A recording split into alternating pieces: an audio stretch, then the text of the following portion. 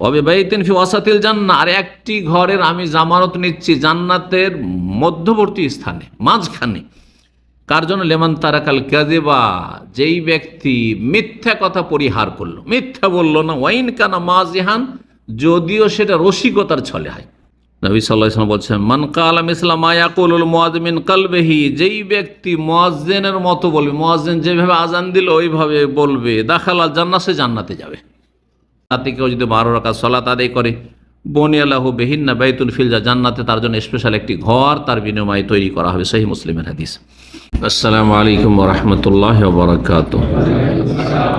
6 নম্বর জান্নাতে যাওয়ার সহজ উপায়, সেটি হচ্ছে জবান এবং লজ্জা স্থানের হেফাজত করা। দুটোই জাহান্নামে নিয়ে যায়।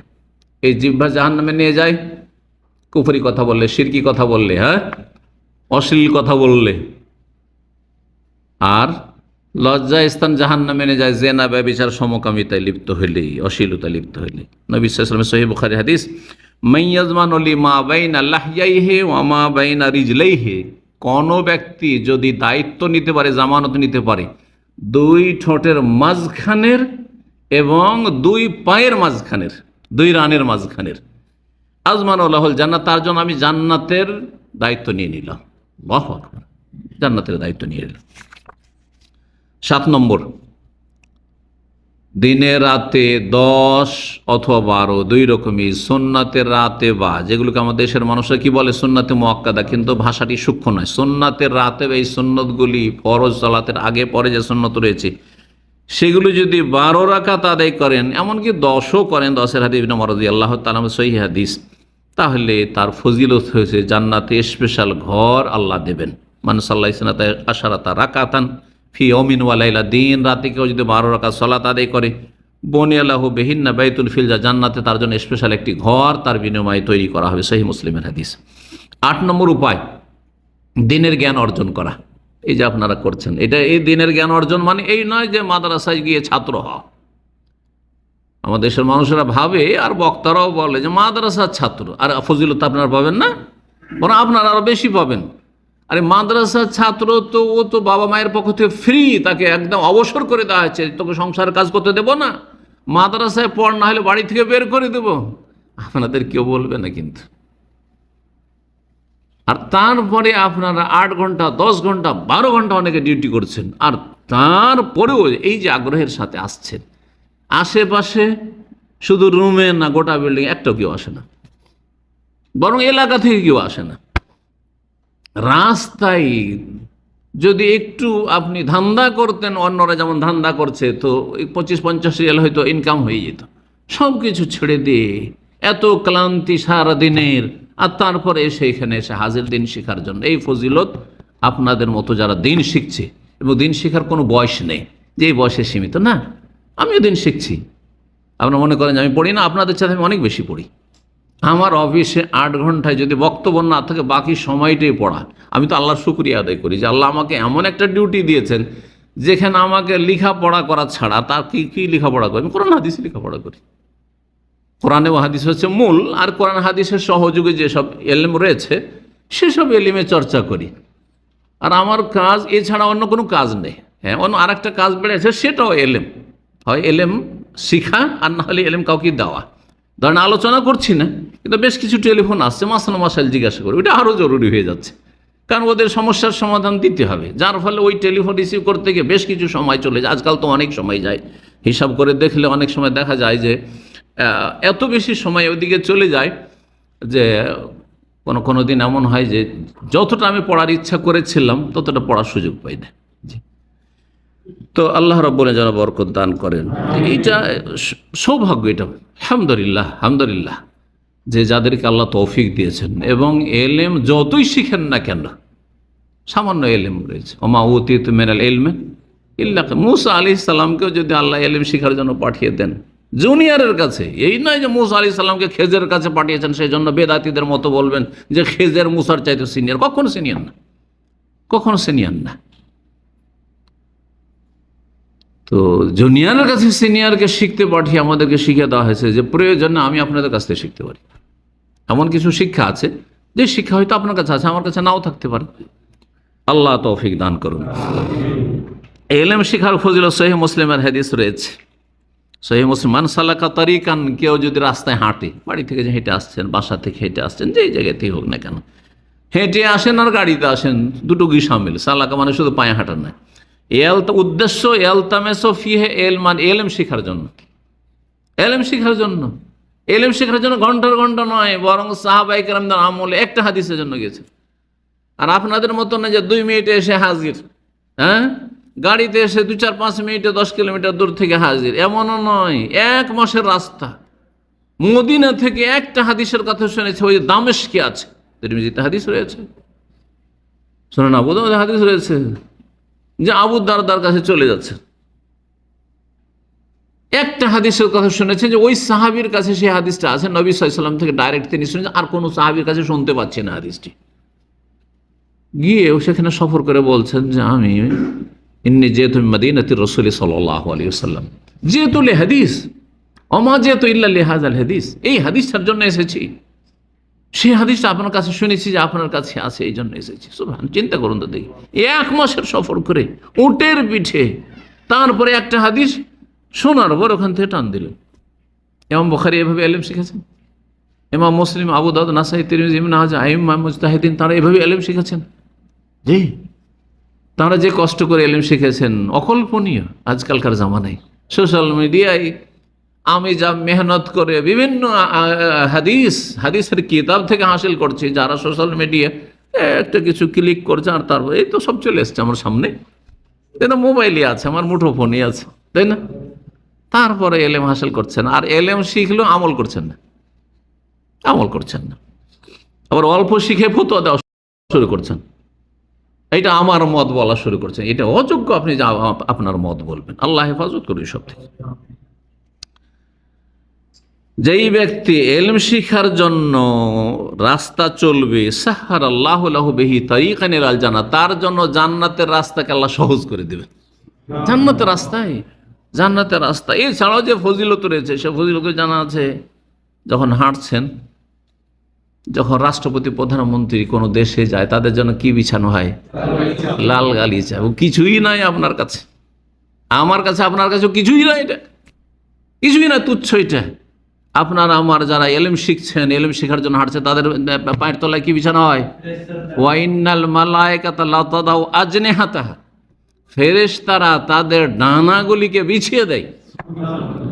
রিজান লি তালিবিল ইলমি, তালিবেল ইলম সন্তুষ্ট হয়ে, সম্মানার্থে। সেই হাদিস, তিরমিজির হাদিস। আল্লাহু আকবার। এই সৌভাগ্য কার হয়? আল্লাহ যাকে তৌফিক দেয় তারই হতে পারে। জি, সেই মুসলিমের এই হাদিস ছিল। 9 নম্বর হচ্ছে মুয়াজ্জিনের আজানের জবাব দেওয়া। যা মুয়াজ্জিন বলবে তাই বলবেন, একমাত্র হাইয়া আলাস সালাহ, হাইয়া আলাল ফালাহ কি বলবেন? লা হাওলা ওয়ালা কুওয়াতা ইল্লা বিল্লাহ, লা হাওলা ওয়ালা কুওয়াতা ইল্লা বিল্লাহ। যখন সালাতের জন্য এসো, ফালাহর জন্য, মুক্তির জন্য এসো, তখন বলবেন লা হাওলা ওয়ালা কুওয়াতা ইল্লা বিল্লাহ, আল্লাহ ক্ষমতা দিলে আসছি, আল্লাহ ক্ষমতা দিলে আসছি, এই জন্য এটা বলা। জি, যদি এটা বলেন তাহলে কি হবে? নবী সাল্লাল্লাহু আলাইহি ওয়াসাল্লাম বলছেন, মান কালা মিসলা মা ইয়াকুলুল মুয়াজ্জিন মিন কলবিহি, যেই ব্যক্তি মুয়াজ্জিনের মতো বলবে, মুয়াজ্জিন যেভাবে আজান দিল ওইভাবে বলবে, দাখালা জান্নাহ, সে জান্নাতে যাবে। সহজ? মুশকিল? কতক্ষণ লাগে? যতক্ষণ আজান হয়েছে। এমনিতে চুপচাপ নীরব না বসে থেকে আর এদিক সেদিক না করে 1 মিনিটের জন্য থেমে যান আর আজানের জবাবটা দিয়ে দেন, দাখালা জান্নাহ, জান্নাতে যেতে পারে। সহিহ মুসলিমের হাদিস 578 নম্বরে, আবু দাউদেও রয়েছে। 10 নম্বর উপায় তাহিয়াতুল উযু। উযু করে অভ্যাস করলে হয়, কিন্তু সবসময় উযুতে থাকবো এটাও খুব সহজ, চেষ্টা করলে। আর উযু করলেই 2 রাকাত সালাত পড়ে নেব, এটাও খুব সহজ, চেষ্টা করলেই হলো। মানে মন মানসিকতা লাগবে। আল্লাহ তৌফিক দান করেন। আবু দাউদের হাদিস 771 নম্বর বলছেন, রাসূল মা মিন আহাদিন ইয়াতাওয়াদ্দা, কোন ব্যক্তি যদি উযু করে, ফায়ুহসিনুল উযু, আর সুন্দর করে উযু করে, ওয়াইসাল্লি রাকাতাইন, আর 2 রাকাত সালাত আদায় করে। 2 রাকাত পড়লেন, কি নামের? তাহিয়াতুল উযু, উযু সালামি। মসজিদে হলে তাহিয়াতুল মসজিদ, মসজিদ সালামি, আর এটি হচ্ছে উযুর সালামি। সব কিছু সালামি আছে, দোকানপাটে সালামি আছে না আমাদের দেশে। সালামিটাকে বিকৃত করে সেলামি বলে আমাদের দেশে, নাকি? সেলামি, কিন্তু আসলে সালামি। 2 রাকাত সালাত আদায় করলো, ইউকবিলু বিকলবিহি ওয়া ওয়াজহিহি, অন্তর থেকে এবং মুখমণ্ডল দ্বারা, অন্তর দ্বারা, মুখমণ্ডল দ্বারা আল্লাহমুখী হয়ে সত্যি খুশুর সাথে সালাত আদায় করলো, ইল্লা ওয়াজাবাত লাহুল জান্নাত, তার জন্য জান্নাত ওয়াজিব হয়ে গেল, জান্নাত অবধারিত হয়ে গেল তার জন্য। কাজগুলি কত সহজ। 11 নম্বর হচ্ছে ছোট্ট একটি দোয়া, ছোট্ট একটি জিকির। আর এটা শুধু আজানের সময় না, আজানের সময় পড়াও রয়েছে। আশহাদু আন্না মুহাম্মাদুর রাসূলুল্লাহর পরে পড়াটাই হচ্ছে বেশি উত্তম আর বেশি সূক্ষ্ম, গবেষণা ভিত্তিক, কিন্তু আমাদের দেশে ওর উপর আমল নেই। এমনকি আহলে হাদিসরাও অনেকেই জানেন না এটা। কি করে? আজান শেষে পড়ে রাদিতু বিল্লাহ রব্বান ওয়া বিল ইসলামি দীনান ওয়া বি মুহাম্মাদিন সাল্লাল্লাহু আলাইহি সাল্লাম নবিয়ান বা রাসূলান। আবু দাউদের 1306 নম্বর হাদিস, মান কালা, যে ব্যক্তি বলবে রাদিতু বিল্লাহি রব্বা, আল্লাহর ওপর আমি সন্তুষ্ট, তাকে রব হিসাবে পেয়ে যায়, আমি রব মানতে পেরেছি, আল্লাহ আমার মালিক, রব। অবিল ইসলামে দিন, আর ইসলাম যে পেয়েছে আমার জীবন বিধান হিসাবে, এতে আমি সন্তুষ্ট। আমার মনে সবচেয়ে বড় শান্তি যে আমি একজন মুসলিম, ইসলাম আমার দিন। অবে মোহাম্মদিন, মোহাম্মদ সাল্লাল্লাহু আলাইহি ওয়াসাল্লামকে পেয়েছি আমার নবী রসুল হিসাবে। ওয়াজাবাত লাহুল জান্নাত, তার জন্য জান্নাত অবধারিত হয়ে যাবে, নবী সাল্লাল্লাহু আলাইহি ওয়াসাল্লাম বলেছেন। জি, তাহলে এই জিকির যেমন আজানে রয়েছে, ওই রকমই এই হাদিস কিন্তু আজানের সাথে সম্পৃক্ত নয়, যে কোনো সময় পড়তে পারে, চলতে ফিরতে, উঠতে বসতে, রাস্তাঘাটে ফিরে আছেন। রাদিতু বিল্লাহি রব্বান ওয়া বিল ইসলামি দীনান ওয়া বি মুহাম্মাদিন সাল্লাল্লাহু আলাইহি ওয়াসাল্লাম নবিয়্যান ওয়াজাবাত লাহুল জান্নাহ। 3টি কথা বলে জান্নাত ফরজ হয়ে গেল, কারণ আপনি মেনে নিয়েছেন যা মানতে হয়। আল্লাহর দিনকে মেনে নিয়েছেন, রবকে মেনে নিয়েছেন, হ্যাঁ, এবং নবীকে মেনে নিয়েছেন। ব্যাস, কবরে যে মুনকার নাকির সওয়াল হবে, সেই উত্তরগুলি তো আপনি মেনে নিয়েছেন, সেগুলো, হ্যাঁ, সে প্রশ্নগুলো হবে, আপনি কবুল করেছেন আপনি। 12 নম্বর, তা হচ্ছে সততা। সত্য কথা বলবেন, মিথ্যা কথা বলবেন না। সত্য কথা বলবেন, মিথ্যা কথা বলবেন না। অহরহ যাহা মিথ্যা বলে তারা কিন্তু জান্নাত থেকে দূরে, যত বেশি মিথ্যা বলে তত জান্নাত থেকে দূরে, জাহান্নামের কাছাকাছি হয়ে যায়। আর যত বেশি সত্য কথা বলে তত জাহান্নাম থেকে দূরে হয়ে যায়, জান্নাতের কাছাকাছি হয়ে যায়। এই মর্মে সহিহ বুখারীতে হাদিস রয়েছে, আলাইকুম বিসসিদক, তোমরা সততাকে ধারণ করো। ফাইন্না সিদকা ইয়াহদি ইলাল বির, কারণ সততা মানুষকে নেকির দিকে অগ্রসর করে। ওয়াইন্নাল বিররা ইয়াহদি ইলাল জান্নাহ, এবং নেক কাজ, নেক জীবন মানুষকে জান্নাতের দিক নির্দেশনা দিয়ে জান্নাতের দিকে কাছাকাছি করে দেয়।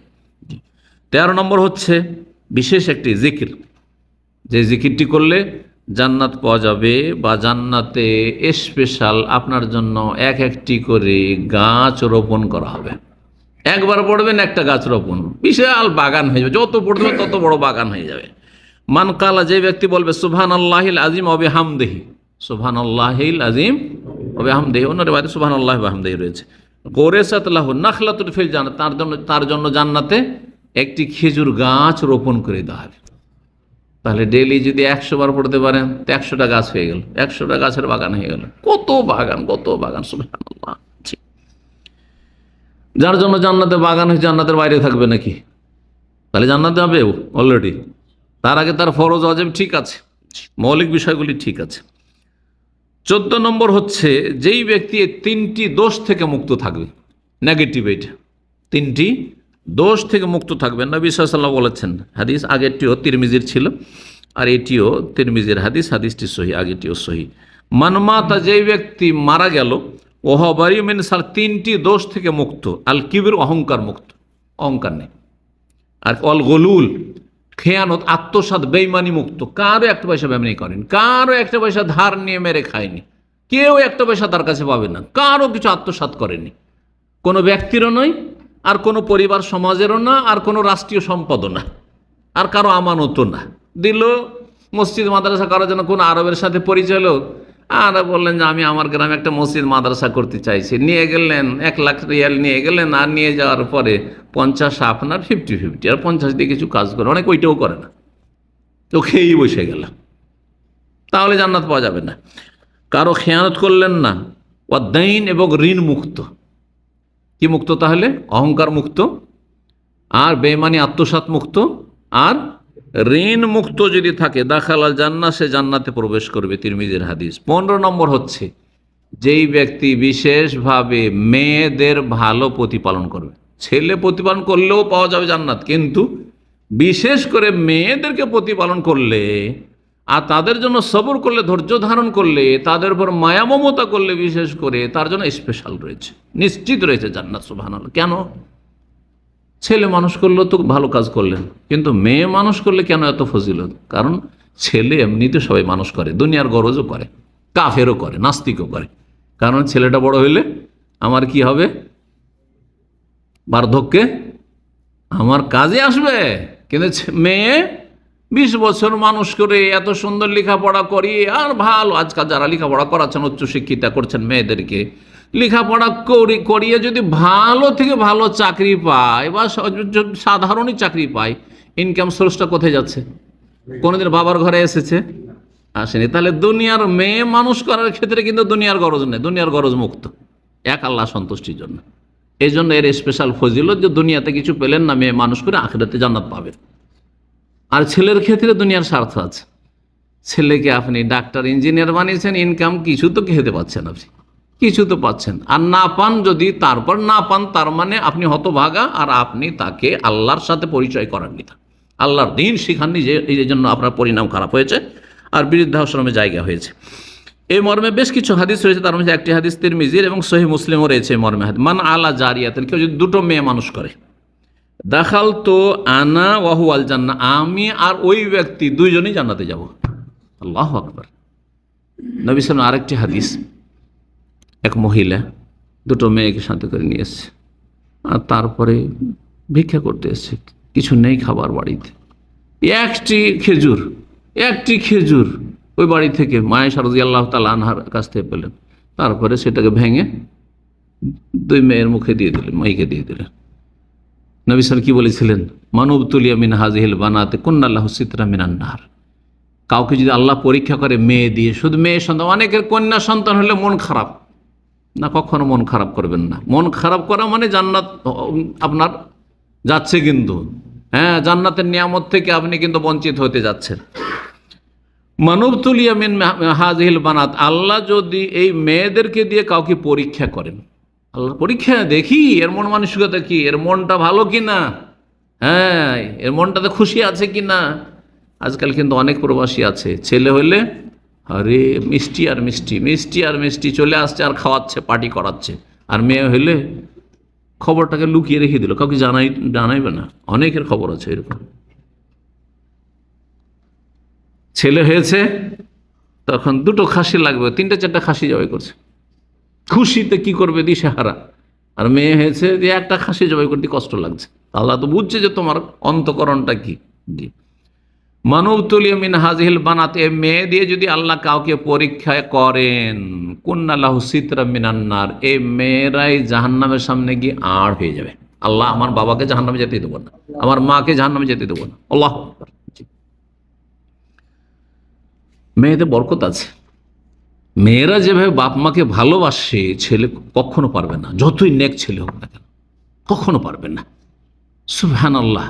পরীক্ষিত যাদের মেয়েরা বড় হচ্ছে আর জ্ঞান বুদ্ধি হচ্ছে, ভালো যদি তরবিয়ত করে থাকেন, দেখবেন পরীক্ষা করে, আপনার ছেলেও আছে মেয়ে আছে, ভালো করে পরীক্ষা করে দেখেন। জি, এসব অভিজ্ঞতা আমাদের আছে। জি। 16 নম্বর, তা হচ্ছে উত্তম চরিত্র। আর এটা অত্যন্ত ব্যাপক। ভালো যদি চরিত্রবান হতে পারেন তাহলে জান্নাতি, জান্নাতি। নবী সাল্লাল্লাহু আলাইহি সাল্লাম বলেছেন, আনা যাইমুন বিবাইতিন ফি রাবাজিল জান্নাহ, জান্নাতের এক কিনারায় একটা ঘরের দায়িত্ব নিয়ে নিলাম আমি। কার জন্য? লেমান তারাকাল মেরা ওয়াইন কান মুহিক্কান, যে ব্যক্তি তর্কে জড়াইতে যায় না, তর্ক ঝগড়া কারোর সাথে করতে যায় না, যদিও হকপন্থী, ন্যায্য অধিকার, আপনার কথাই ঠিক, তারপর তর্ক করবেন না। আজকাল সোশ্যাল মিডিয়া লাগিয়ে দিয়েছেন তর্ক। কেন তর্ক করছেন?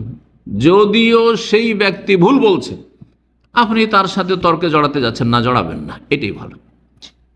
এতে নিরাপদ, এতে অন্তরটা সাফ থাকবে, আপনার অন্তর পরিষ্কার থাকবে। তর্ক করলে মনে একটা আপনার কষ্ট হয়ে যাবে, অথবা আক্রোশ হয়ে যাবে, আপনি ভুল করে দেবেন বা সেই আপনার সাথে খারাপ আচরণ করে দিল, অন্তরে একটা দাগ পড়ে থেকে গেল, হ্যাঁ, সম্পর্কের অবনতি হইল। এই জন্য নবী সাল্লাল্লাহু আলাইহি ওয়াসাল্লাম কথা বলেছেন, ওয়াবিবাইতিন ফি ওয়াসাতিল জান্নাহ, আর একটি ঘরের আমি জামানত নিচ্ছি জান্নাতের মধ্যবর্তী স্থানে, মাঝখানে, কার জন্য? লেমান তারাকাল কাযিবা, যেই ব্যক্তি মিথ্যা কথা পরিহার করলো, মিথ্যা বললো না, ওয়াইন কানা মাজিহান, যদিও সেটা রসিকতার ছলে হয়। অনেকে রসিকতা করে মিথ্যা বলে। চাবিটা ভুলে গেছেন, আপনার রুমমেট অথবা পাশের লোক চাবিটা নিয়ে রেখে নিয়েছে, মোবাইলটা নিয়ে রেখেছে, তারপরে লুকিয়ে রেখে দিয়েছে। ওই যে ভাই চাবিটা হারিয়ে গেছে, দেখেছেন? না ভাই মোবাইলটা হারিয়ে গেছে ভাই, আপনি পেয়েছেন কি? না ভাই পাইনি। পেরেশান করলো, একবেলা পেরেশান করলো, আর তারপরে হাসি মজাক করছে আপনাকে নিয়ে, আর তারপরে তখন দিয়ে দিল। করে না অনেকে? না না না, এটা ভালো কাজ না, ভালো কাজ না। হবে ভাই তিনি ফি আলাল জান্নাত, জান্নাতের সবচেয়ে উচ্চ স্থানে স্পেশাল ঘরের জামানত নিচ্ছি, দায়িত্ব নিচ্ছি। কে বলছেন? রাসূলুল্লাহ সাল্লাল্লাহু আলাইহি সাল্লাম। কার জন্য? লেমান হাসানা খুলুকাহু, যেই ব্যক্তি তার চরিত্রকে ভালো করলো। কার চরিত্র ভালো? চরিত্র ভালো কথাটি অত্যন্ত ব্যাপক। আপনি আমার কাছ থেকে যেটা আশা করেন সেটা আমার সাথে আপনি করবেন। আপনার ভাই বোনদের কাছ থেকে যেটা আশা করছেন যে তারা যেন আমার সাথে ভালো আচরণ করে, ওইটি আপনি তাদের সাথে করবেন, ব্যাস এতটুকু যথেষ্ট। আপনার রুমের যারা আছে তাদের সাথে ওই আচরণটা করবেন যেটা আপনি তাদের কাছ থেকে আশা করছেন। আবু দাউদের হাদিস, হাদিসটি হাসান। 17 নম্বর, 3 বার যদি আল্লাহর কাছে জান্নাত চান, 3 বার যদি আল্লাহর কাছে জান্নাত চান তো জান্নাত দেবে আল্লাহ। এই জন্য নবী সাল্লাল্লাহু আলাইহি ওয়াসাল্লাম অধিকাংশ দোয়ায় কি করতেন? ইজা দা সালাহ, যা দোয়া করতেন 3 বার করে দাও, আল্লাহ তুমি আমাকে মাফ করে দাও, আল্লাহ তুমি আমাকে ক্ষমা করে দাও, আল্লাহ তুমি আমার গুনাহ মাফ করে দাও। একটা কথা 3 বার করে। জি না, ছড়িয়ে ধরেছেন আপনি। জি। মান সালাল জান্নাত সালাসা মারা, কেউ যদি জান্নাত চায় 3 বার, কালাতিল জান্নাত, তখন জান্নাত বলে আল্লাহ কি? আল্লাহুম্মা আদখিলহুল জান্নাহ, আল্লাহ তাকে জান্নাত দিয়ে দাও। সে 3 বার করে চাইছে। তিরমিজি, নাসাই, মুস্তাদরাক হাকিমের হাদিস, হাদিসটি আল্লামা আলবানী সহিহ বলেছেন। 18 নম্বর, তা হচ্ছে কেউ যদি কোনো অসুস্থ মানুষের খোঁজ খবর নেয়, শুনেছেন যে অমুক অসুস্থ আছে, পরিচিত হোক আর অপরিচিত হোক, আত্মীয় হোক আর অনাত্মীয় হোক, বন্ধু হোক আর বন্ধু না, তার সাথে সম্পর্ক খাতির থাকুক আর নাই থাকুক, শুনেছেন যে অমুক অসুস্থ রয়েছে, জানেন তাকে, পাড়া প্রতিবেশী আত্মীয় বা এদিক সেদিক আশেপাশে থাকে, দেখতে চলে গেলেন তাকে। অথবা কোনো ব্যক্তিকে ইমানের খাতিরে কি করতে গেলেন? ভিজিট করতে গেলেন, কারোর সাথে দেখা করতে গেলেন। কিসের জন্য দেখা করতে গেছেন? দিনী ভাই বলে, মুসলিম ভাই বলে দেখা করতে গেছেন। তাহলে জান্নাতে আল্লাহ ঘর তৈরি করবেন বা জান্নাতে স্থান দেবেন। তিরমিজিতে হাদিস রয়েছে, হাদিসটি হাসান। মান আদা মারিজান, যেই ব্যক্তি অসুস্থ ব্যক্তির খোঁজ খবর নিল, এই আদতকুল আউজারা আখাল্লাহ ফিল্লাহ, আল্লাহর জন্য যার সাথে ভাতৃত্ব রয়েছে, দিনী ভাইয়ের জিয়ারত করলো, দেখা সাক্ষাৎ করলো, নাদামোনাদিন, আল্লাহর পক্ষ থেকে ফেরেশতা ডাক দেয়, আহ্বানকারী, আন্তিবতা তুমি খুব ভালো কাজ করেছো, অতাবা মামসাকা, তোমার এই হেঁটে যাওয়াটা, সেখানে যাওয়াটা তোমার জন্য খুব ভালো হয়েছে, সৌভাগ্য, অতাবা মিনাল জান্নাতে মানজিলা, জান্নাতে তুমি তোমার স্থান তৈরি করে নিয়েছো, জান্নাতে তোমার ঘর তৈরি করে নিয়েছো। 19 নম্বর, তাতে কয়েকটি বিষয় রয়েছে, তা হচ্ছে বেশি বেশি সালাম দেওয়া, আফসুস সালাম। 2 নম্বর হচ্ছে ওয়াতেমুত্তাম, খেতে দেওয়া, সে গরিব হোক আর গরিব না হোক, গরিব অভাবীকে খাওয়াইলে বেশি নেকি, কিন্তু এমনিও যদি মুসলিম ভাই বোনদেরকে খাওয়ান, এমনি খাওয়ান, আমি আমার গ্রামবাসী খাওয়াবো, আমার বন্ধু বান্ধবকে খাওয়াবো, এমনি লোককে খাওয়াবো, আমি আমাদের এমনি যাদের সাথে আমার দেখা সাক্ষাৎ হচ্ছে, আমার ইসলামী সেন্টার মাঝে মধ্যে খাওয়াই দেবো, অথবা আমি এমনি আমার রুমমেটদেরকে, আশেপাশের লোকদেরকে আমি খাওয়াই দেবো, যে তাতেও সব রয়েছে। এই নয় শুধু গরিবকে খাওয়াইলে নেকি রয়েছে, এটা ভুল কথা, কিন্তু যদিও যার যত বেশি প্রয়োজন তাতে বেশি নেকি রয়েছে। আর কি? আত্মীয়তার সুসম্পর্ক, আর রাতে তাহাজ্জুদ। কয়টি কথা হইল? জি। নবী সাল্লাল্লাহু আলাইহি ওয়াসাল্লাম মদিনা আসার পরে এই প্রথম বক্তব্যে এই কথাটি বলেছিলেন, একটি আলোচনায় আমার রয়েছে, তাদখুলুল জান্নাতা বিসালাম, এই 4টি কাজ করলে সহি সালামত জান্নাতে প্রবেশ করবে। তিরমিজির হাদিস, আল্লামা আলবানী সহিহ বলেছেন। 20 নম্বর, সেটা দিয়ে শেষ করছি, সেটা মহিলাদের সাথে সম্পর্কিত। কোনো মহিলা যদি এই কয়েকটি কাজ করে, আলমারাতু ইযা সাল্লাত খামসাহা, 5 ওয়াক্ত সালাত পড়ে কোনো মহিলা, ওয়াসামাত শাহর, রমজান মাসের সিয়াম পালন করে, ওয়াহাসানাত ফারজাহা, আর লজ্জা স্থানের হেফাজত করে, ওয়াতাআত বালাহা, আর স্বামীর সেবা যত্ন করে, আনুগত্য করে, অবাধ্য না, নাফরমানি করে না, স্বামীকে কষ্ট দেয় না, এই 4টি কাজ যদি করে, ফালতাদখুল মিন আইয়ি আবওয়াবিল জান্নাতি শাআত, তাহলে যে কোনো জান্নাতের দরজা দিয়ে সেই মহিলা জান্নাতে প্রবেশ করতে পারে। সেই দিন কিয়ামতের দিনে সেই মহিলাকে বলা হবে যে এই মহিলায়, হে নারী, তুমি যেহেতু এই ভালো কাজগুলি করেছো, জান্নাতের যে কোনো দরজা দিয়ে তুমি জান্নাতে প্রবেশ করো। ইমাম আবু নোয়াইম রাহিমাহুল্লাহ তাআলা হিলিয়াতুল আউলিয়া নামের হাদিসের কিতাব তার রয়েছে, তাতে তিনি হাদিসটি বর্ণনা করেছেন। আল্লামা আলবানী রাহিমাহুল্লাহ হাদিসটিকে সহি বলেছেন। আজকের আলোচনা খানিকটা লম্বাই হলো, আর আপনাদের ধৈর্য ধারণের জন্য অনেক অনেক শুকরিয়া আদায় করছি। আর 2 সপ্তাহের গ্যাপের পরে যেহেতু এসেছি, সেজন্য ভাবলাম যে বিষয়টাকে পুরা করে দিই। আল্লাহ রাব্বুল আলামিন যেন আপনাদের ধৈর্য ধারণের জন্য এবং মনোযোগী হয়ে শোনার জন্য আপনাদের উত্তম প্রতিদান দান করেন।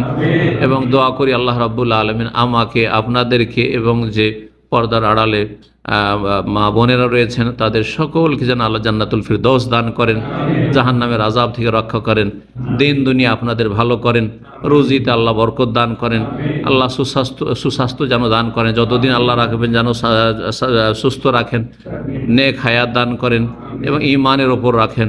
আল্লাহ রাব্বুল আলামিন আপনাদের সকলকে আমাদেরকে জান্নাতি হিসাবে কবুল যেন করেন। ওয়া সাল্লাল্লাহু সাল্লাম আলা নবিয়িনা মুহাম্মদ ওয়া আলা আলিহি ওয়া সাহবিহি আজমাইন।